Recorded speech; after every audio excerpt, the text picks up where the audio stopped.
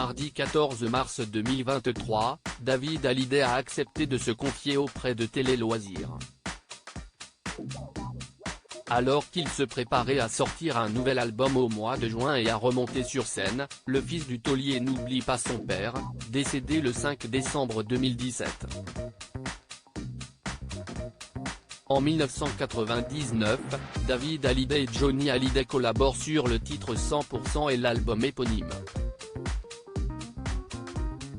Le titre, Fort, revient sur la relation pas toujours simple entre les deux hommes. Né des amours du taulier et de Sylvie Vartan en 1966, David Hallyday est le fils aîné de Johnny Hallyday. Comme son père, il a choisi de se lancer dans la musique. Mardi 14 mars 2023, il a accepté de se confier auprès de Télé Loisirs, à quelques mois de la sortie de son nouvel album, prévu pour le 16 juin 2023. Pour son 15e opus, l'artiste revient avec des chansons remasterisées mais aussi avec 2 inédits.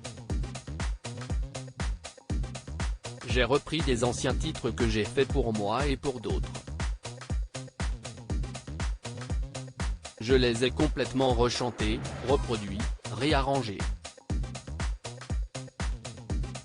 C'était compliqué sur certains titres qui datent un peu de garder l'émotion d'avant et d'en faire quelque chose de nouveau, nous confie-t-il. Parmi les nouveautés, la chanson Le plus heureux des hommes, disponible le 24 mars, a été initialement écrite pour son père. Un hommage national qui n'a pas fait l'unanimité. Le souvenir de Johnny Hallyday continue de planer sur la musique française. À la suite d'un cancer du poumon, le chanteur est décédé à son domicile le 5 décembre 2017.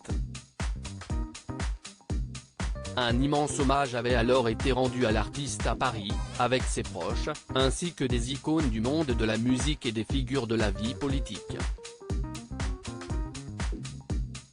Dans l'émission 7 à 8 du dimanche 18 novembre 2018, David Hallyday avait déclaré à ce sujet « Je pense que l'hommage national, si est pour mon père, et que ce n'est pas un défilé ».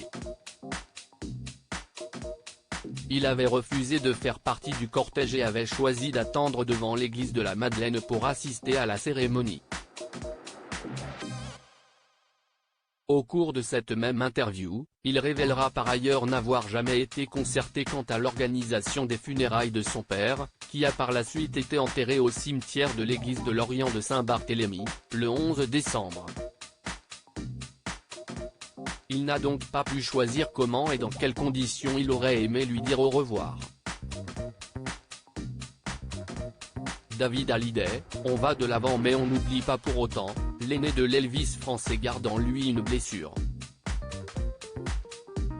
Presque 6 ans après le décès de son père, il se livre sur son deuil.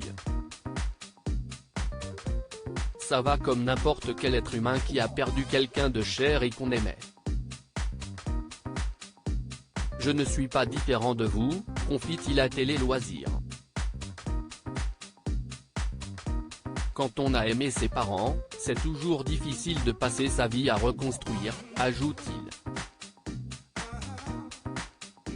Mais le chanteur, qui se prépare à remonter sur scène pour une tournée de 2 ans va mieux. J'avance dans ma vie, j'ai mes enfants, j'ai un petit-fils aujourd'hui, Ilona Smet a eu un fils, note de la rédaction, ma famille s'agrandit et ça c'est formidable. Mais, comme tout être humain, il reconnaît parfois des passages à vide et conserve la mémoire de son défunt père. Quand on fait un deuil je pense qu'on va de l'avant mais on n'oublie pas. On n'oublie jamais les êtres que l'on a aimés. Il y a des moments où ça me rend triste, où je vois des choses qui me rendent triste. Puis il y a des moments où ça va. Je pense que c'est le parcours de l'humain, conclut-il. À lire aussi Vous me manquez là, après quelques semaines de silence, David Hallyday donne de ses nouvelles sur Instagram.